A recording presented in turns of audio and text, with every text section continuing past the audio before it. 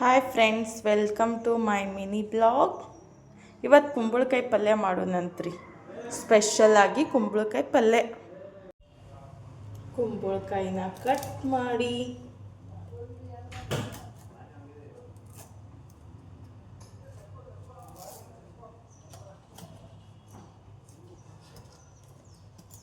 ಆಹಾ, ಕುಂಬಳಕಾಯಿ cut ಮಾಡೋದಷ್ಟು easy ಇಲ್ಲ ಅನ್ಸುತ್ತಾ?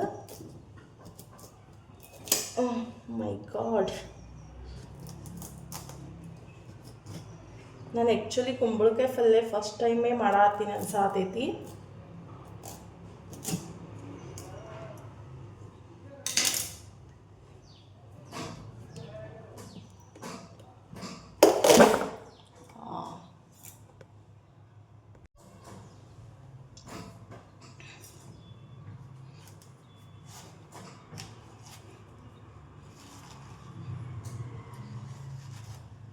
ಇದು ಸೀಡ್ಸ್ ಎಲ್ಲ ತಕ್ಕೋಬೇಕು.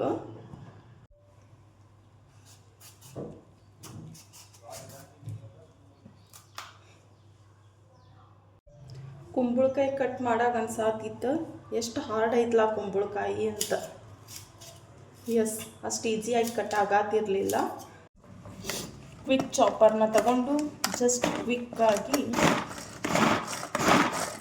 ಈರುಳ್ಳಿನ ಚಾಪ್ ಮಾಡ್ಕೊಳ್ಳಿ. ನೋಡಿ ಎಷ್ಟು ಚೆನ್ನಾಗಿ ಕ್ವಿಕ್ಕಾಗಿ ಸಣ್ಣ ಸಣ್ಣ ಸಣ್ಣ ಸಣ್ಣ ಪೀಸ್ ಆಗಿಬಿಟ್ಟಿದೆ ಅಂತ ಕ್ವಿಕ್ ಚಾಪರಲ್ಲಿ.